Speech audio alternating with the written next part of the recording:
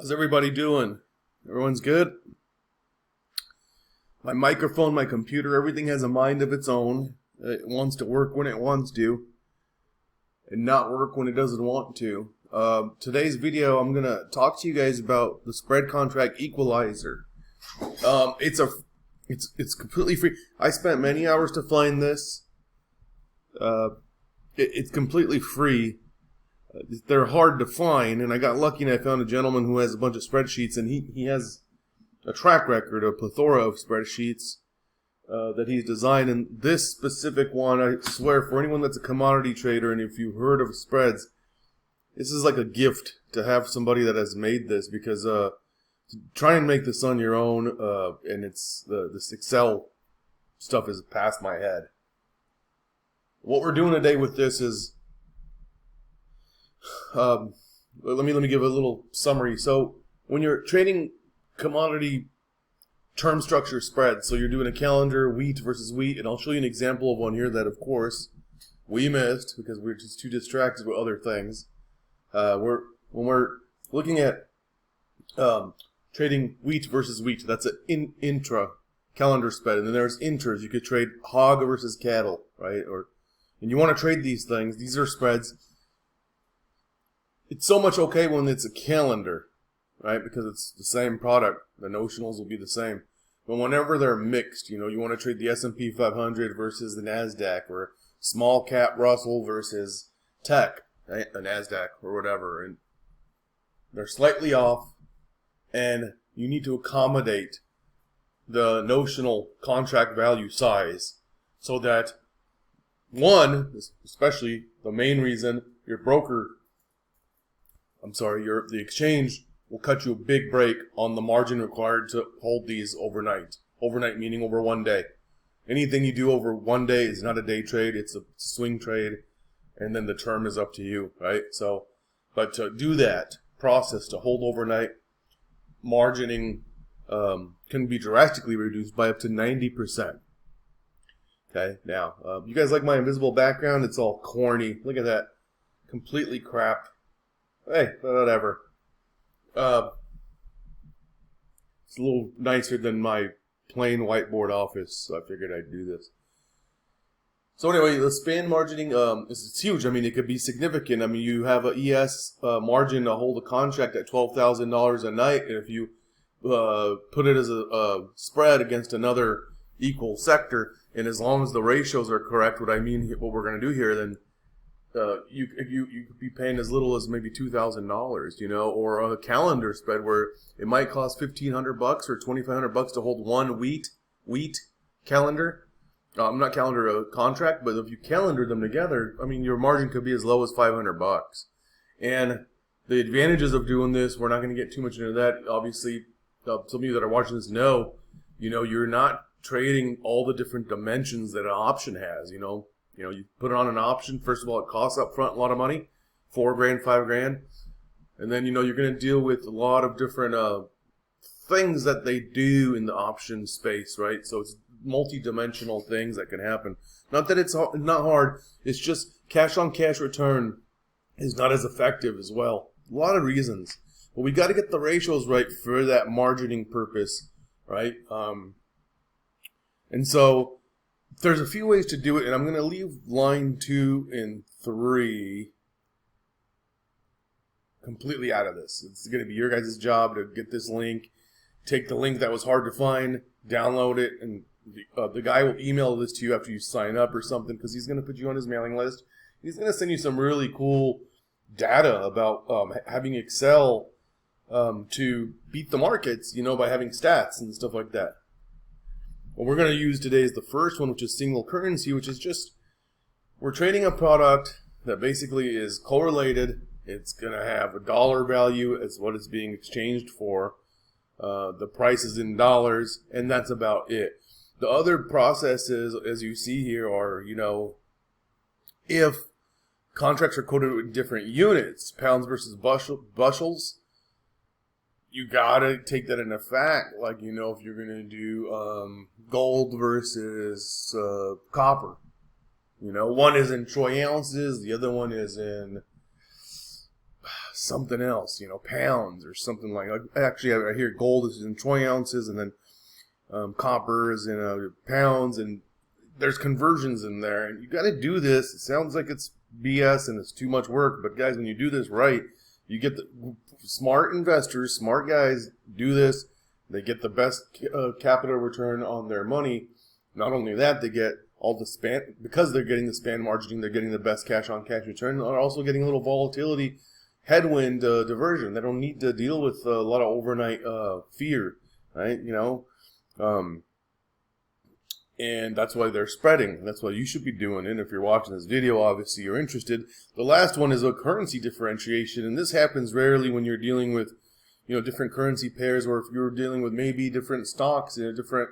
If you're arbitraging stock that's traded both in maybe the Asian market and the American market, like Sony. This is an example. This doesn't mean that it applies here to the futures contract, but then you would be. If it's quoted in different currencies, you see here in line 4, if contracts are quoted in different currencies, dollar, Swiss franc, then additional currency conversion is needed. Okay? Stock, fund units, ETFs, exactly. So the same thing. And so we're just going to equalize. And why are we equalizing the dollar? Anytime you're trading an outright futures contract, you are trading against the dollar, whether you know it or not.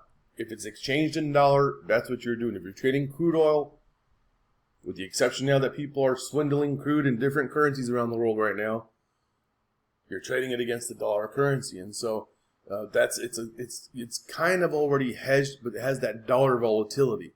And by putting on a spread and doing the correct ratio, you're getting rid of, you're equalizing, you're getting rid of that dollar risk. Now you're still in risk, you're still in a directional bias, but now you're trading the actual. You're crossing out, like if you do an equation. Let's see if I can use, where's my drawing tools? Drawing tools? Take a ratio and you just, you have crude oil here over the dollar. Over here you're trading it against maybe, or you have gold or against silver, okay? They're all being traded against the dollar. Now, if you put in the correct ratios, you're equalizing that dollar value out of there. Anyway, whatever. Hopefully I got enough people's attention and didn't put you to sleep. So, let's do a simple sample here with micros. If I want to hold ES, I'll pull up my little cheat sheet because I did this already. Say I want to do ES. So I'll just type in here MES.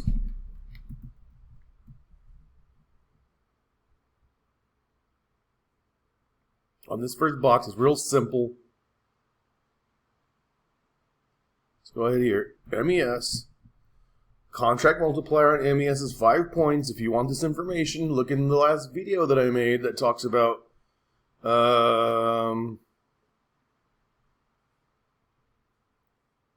here on bar chart. You go to bar chart, go to futures, go to wheat, go to the future, the overview. And just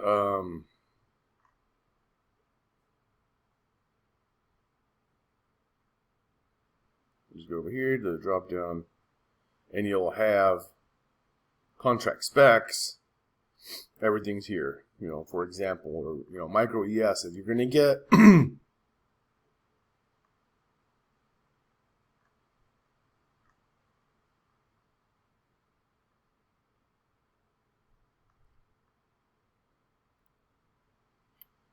we'll do the mini, contract specs at the bottom left, commodity information.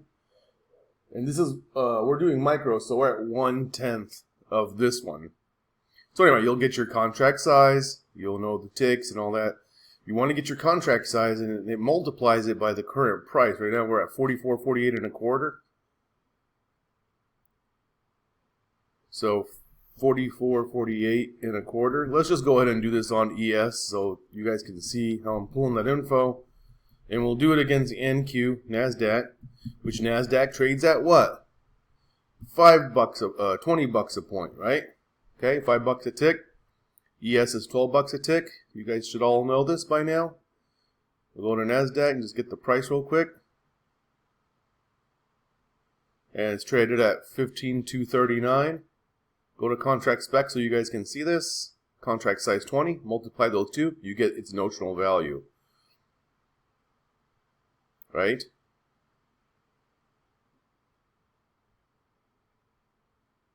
$15,239.25.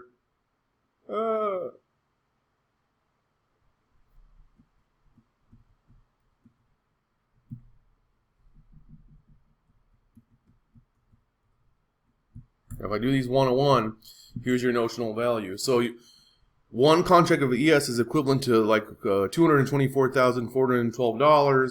One contract of NQ is worth $304,000. This is why we talk leverage, guys. Like, you know, that's how much of the total stock value of the NASDAQ you're trading when you do one futures contract. So how do we equalize this? Well, it gives you a variance here, and you try to slowly just bring this thing in, you know? So you can say, okay, two of those, no, that's not going to work. One of these, to two of those, or you could say, you know, two of these to three of these until you get equalized. And what I have, I believe, is 3 to 2 was my latest, with about a $50,000 difference. Was when I had last weekend.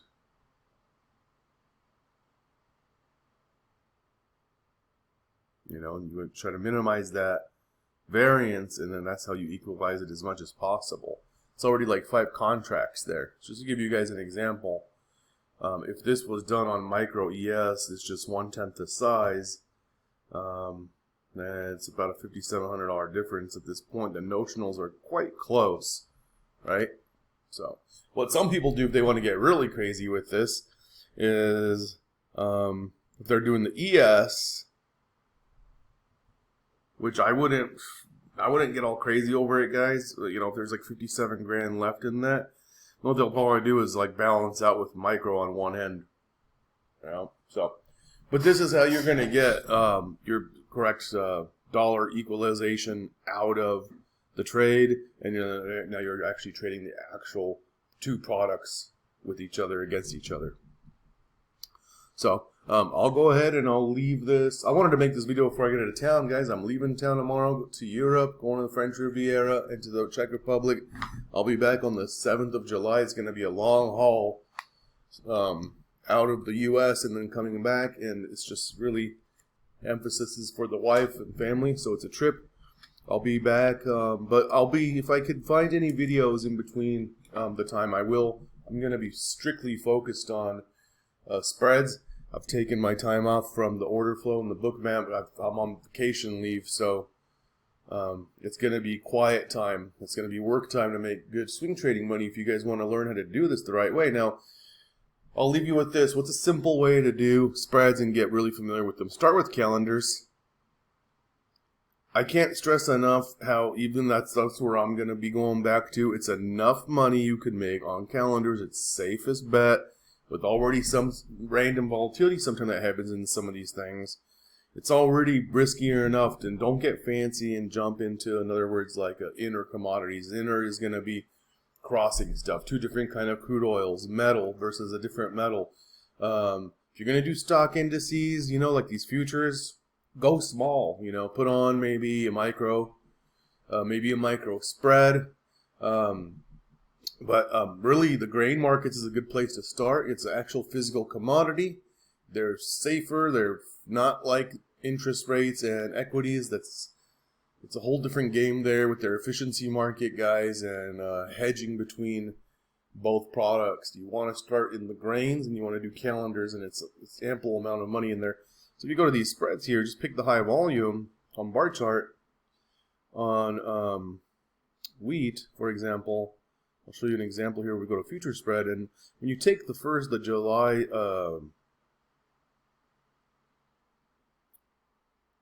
versus SEP contract, it's at 32,700 volume. That doesn't necessarily mean it's always the best chart to trade. I wasn't planning on doing this part of the session, but when you trade spreads and you trade front month against next month, it's the tightest possible and the safest one you can do. Thus, because it's tighter and safer, less volatile, it's the least amount of price expansion you can get. So your reward will also be very small. So if the outright of wheat does really well, you're going to make very little amount. And what I'll do is I'll go ahead and give an example here by popping this one out. And let me show you here, like on around May 30th on the weekly chart, we hit a monthly swing low here. This is my weekly chart on Thinkorswim, continuous chart of wheat. And we hit this big, sellers got rejected here by buyers on this monthly swing. You could see that we've traded in this range before. And so this is an area to look for longs. Now, the thing is with outrights is, hey, it does cost a lot of money, and I don't want to hold no trades like this overnight. This is in the last week up to the next swing high, like 85 points in the last 3 weeks. 85 points times 50, it's a great gain. It's a $4,200 gain if you were just swing trading the outright. But anything can happen, right? With outrights, any of these, what if you just got a big selling while you were asleep? It's a big, big amount of money to lose. I don't like to do that. What you can do is have on a spread. Now, however, the first spread sometimes isn't always the best spread, and this is why people get so discouraged, because they'll say, screw this crap, this is like for old men. I've tried this around this the 30th of May. Come in here and you buy a front month, back month calendar, and you're like, you're looking at this and you're like, well, yeah, way smaller risk, right? Way smaller risk. Like I'm risking like $40, hey, to make it to the next swing high, $170. For some conservative people, hey, for some people in different countries that aren't used to like this American fast-paced Instagram money-making life, this is still great. But the thing is, it's tight. It's very tight. I'll be right back. Okay, guys, sorry about that. And the last thing I wanted to do is, as we leave town, we also get a plumbing problem. So the guys came here to help us out and fix it. So here's the spread when we take July versus December. So what you do, and I had an old video about this, when you separate the contracts and you go wider, you create a little bit more volatility for yourself. Again, higher risk. The span margining will differentiate a little bit. For example, we're talking like this could be like a $500 spread. When you go out from July to December, it could be maybe a $900 spread or a $1,200 spread, the margining part. And so, but again, look at what we're kind of like risk to reward. It gets much better, right? So it's not bad. It's almost a 5-to-1, risk about $100, to make $450 or $500. So this is a spread, and again, it's taken almost 3 weeks to work out, but here is the outright, 3 weeks. And so it just depends on your risk. I mean, some guys could afford this all day long. They won't do spreads. The great Larry Williams, till today, he won't do spreads because the spread is just, he doesn't need to. He makes a ton of money just doing outrights. He's not afraid. He has a really high risk to reward appetite. He also makes 10 times this spread amount. So he'll risk $2,000 and make 6 or 8. It works out for him. So this could be an affordable way for you guys to get involved in swing trading. Maybe start deviating a little bit away from your day trading. And that's about it, guys. I just wanted to share that with you. Explore it. I'll go to bar chart. It's completely free to explore some spreads. You can make these charts. You can save it. I'm not even a premium member yet. I've just have an account to kind of save what I build. It'll save everything in here, like your price stuff automatically, and any kind of like technical stuff you guys put on here, indicators or anything like this. It will save this for you. Okay, and so. That's about it. Wanted to share that. And oh yeah, the calculator, I'll post a link for this company, and you just pretty much go in there, you give them your email, and then you're gonna get this calculator that you can use, and it'll just expedite your spread trade plan. And that's about it. Everybody take care, be safe out there, stay healthy, and we'll see you maybe on the other side of the pond, huh? All right, bye.